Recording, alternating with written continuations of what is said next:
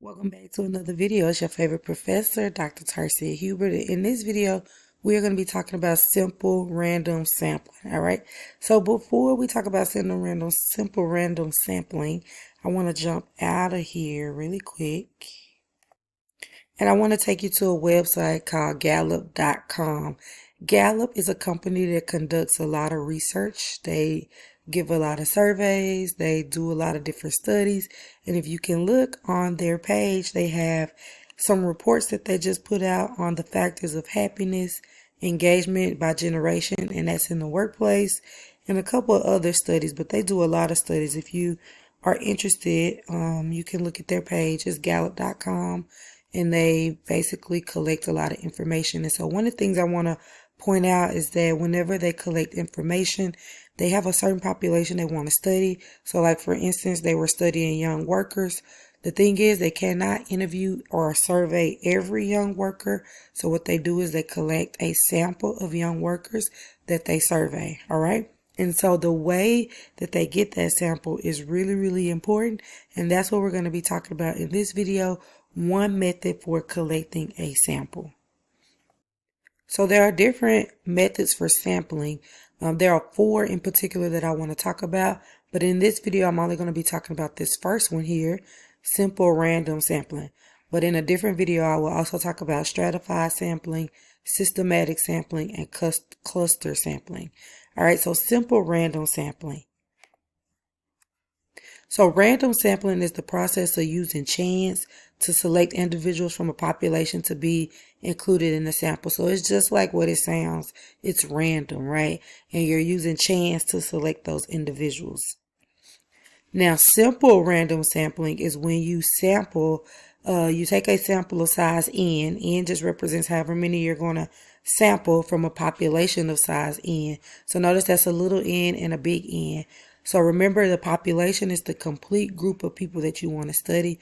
So if it's a set of people, it might be 1,000 people.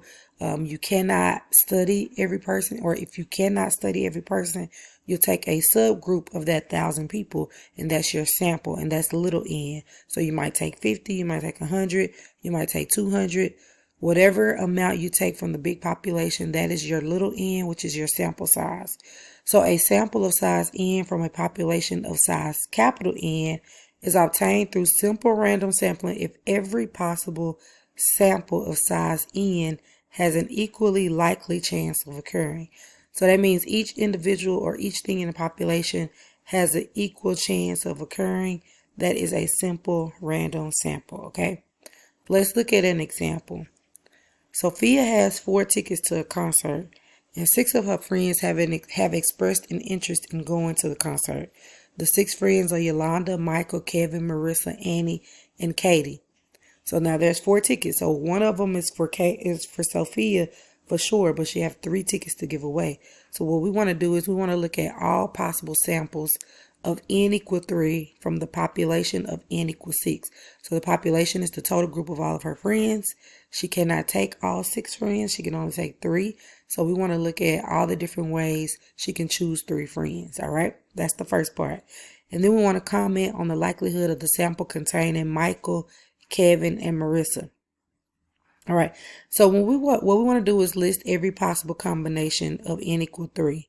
So one way to do that is to start with your first 3 individuals, Yolanda, Michael, and Kevin. That's my first set of 3. Then my next one is going to be Yolanda, Michael. I'm going to skip Kevin and go to Marissa. Then my next one's going to be Yolanda, Michael. I already got Kevin and Marissa. Then it's going to go to Annie. Then Yolanda, Michael, and then to Katie. All right. So that was with Yolanda and Michael first. Now I'm going to take out Michael and I'm going to go to Kevin next. Yolanda, Kevin, and Marissa will be my next set. Now skip Marissa and do Yolanda, Kevin, and Annie. Skip Annie, do Yolanda, Kevin, and Katie. I'm trying to explain the process to y'all so y'all can understand how to take every possible combination, all right? So now I had Michael second, Kevin second. Now let's do Marissa second. So it'll be Yolanda, Marissa, and Annie. Then Yolanda, Marissa, skip Annie, and Kate, go to Katie. So I've had Marissa second, so I'm going to skip her, and now I'm going to go to Annie second. So Yolanda, Annie, and Katie. All right. Now that's every possible combination with Yolanda being first, all right? So I can't do any more with Yolanda being first. So next I'm going to move to Michael being first. So I'm going to do Michael and the next two after him, Michael, Kevin, and Marissa. Then I'm going to skip Marissa and change the last one to Annie. And I'm going to skip Annie and change the last one to Katie. So that's Michael with Kevin being second and all the possible combinations. So now I'm going to skip Kevin and go to Marissa being next. So Michael, Marissa, and Annie. Skip Annie and go to Katie being last. Michael, Marissa, and Katie. All right, so that was Michael with Marissa second. So now let's do Michael with Annie second. I could do Michael, Annie, and Katie. And that's every possible combination with Michael being first. So now let's go to Kevin being first. So I would do Kevin and the next two after him, Kevin, Marissa, and Annie. Skip Annie and do Katie last, Kevin, Marissa, and Katie. And that's every possible combination with Kevin being first. So next it would go to, oh no, I take it back. That's every possible combination with Kevin being first and Marissa being second. So now let's cross out Marissa and do Annie second. That's Kevin, Annie, and Katie. Now that's every possible combination with Kevin being first. So now I'm going to go with Marissa being first. And that's Marissa, Annie, and Katie. And that's, I can't, if I was to go to Annie next, there wouldn't be another person to have three. So that's how I now know I have every possible combination of selecting three. Alrighty. So these are all the possible combinations of selecting three. And now I want to comment on the likelihood of getting the sample of Michael, Kevin, and Marissa. Alrighty. Michael, Kevin, and Marissa is right here. Michael, Kevin, and Marissa. There is only one combination with Michael, Kevin, and Marissa in it. But how many possible options are there? There are 1, 2, 3, 4, 5, 6, 7, 8, 9, 10, and it's the same amount on this side. So there are 20 possible combinations of Sophia picking three of her friends. Now there's only one chance that she can pick Michael, Kevin, and Marissa. And so what we would say is that the chance of Michael, Kevin, and Marissa being picked is 1 out of 20. All right, and I'm just going to write that on here, 1 out of 20. That is the chance of Michael, Kevin, and Marissa being picked. That corresponds to this second part right here. All right, I hope that makes sense.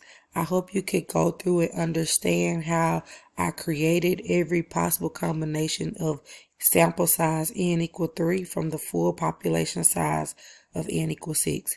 Let me know if you have any questions. You can put them in the comments below if you do. Now we want to look at the steps for obtaining a simple random sample. There are 2 steps involved.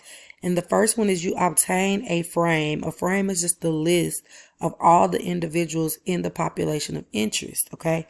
So you list every individual in the population of interest, and then you number those individuals from 1 to n, where remember capital N represents the size of the population. Once you have obtained a frame where you have listed every individual and numbered them, you want to use a random number table, a graphing calculator, or a statistical software to randomly generate n numbers where n is the desired sample size. So there are a lot of things out there available today that can help you generate random numbers, and I'm going to show you 2 in this video. 1, I'm going to show you how to do it in Excel, and number 2, I'm going to show you how to do it on a website. Alrighty. Okay, here I am in Excel, and I'm just going to show you how you can use the rand between function to generate random numbers. So if you just go into cell and you type equal RAND, and it'll pop up rand between. You want to double click it, and you will randomly generate. So you want to generate a number between 1 and 5. Then you can go in there and randomly generate a number between 1 and 5. And look, it gives me 3. Okay. So that is how you can use Excel to randomly generate a number. Now let's look at another example. In this example, example 2, the accounting firm of Sinise and Associates has grown. To make sure that clients are still satisfied with the services they are receiving, the company decides to send a survey out to a simple random sample of 5 of its 30 clients, okay? And so what we want to do is we want to go through the process of creating a simple random sample. So the first thing you will need to do is number the clients from 1 to 30, all right? We will have to have this information in order to do it. And so I'm giving this information, and here are the clients numbered from 1 to 30. You have ABC Electric, number 1, and they put them in alphabetical order, which is not necessary. You don't have to do it, but that was just what they did. And then they numbered them from 1 to 30, with the last one being Worldwide Wireless, all right? So then step 2, you want to use a random number generator to generate 5 numbers between 1 and 30. And then once you get those 5 numbers, you want to match the generated numbers to the corresponding clients. So I am back in Excel, and what I want to do is I want to do the rand between function again, double click on it. But this time I want to generate a number between 1 and 30. And I'm going to hit enter. But I'm not going to pay attention to that number because it's going to change. I want to do it for 5 numbers. 1, 2, 3, 4, 5. So I'm going to take the corner and drag it down so that I get 5 different numbers. And oh, I got the same.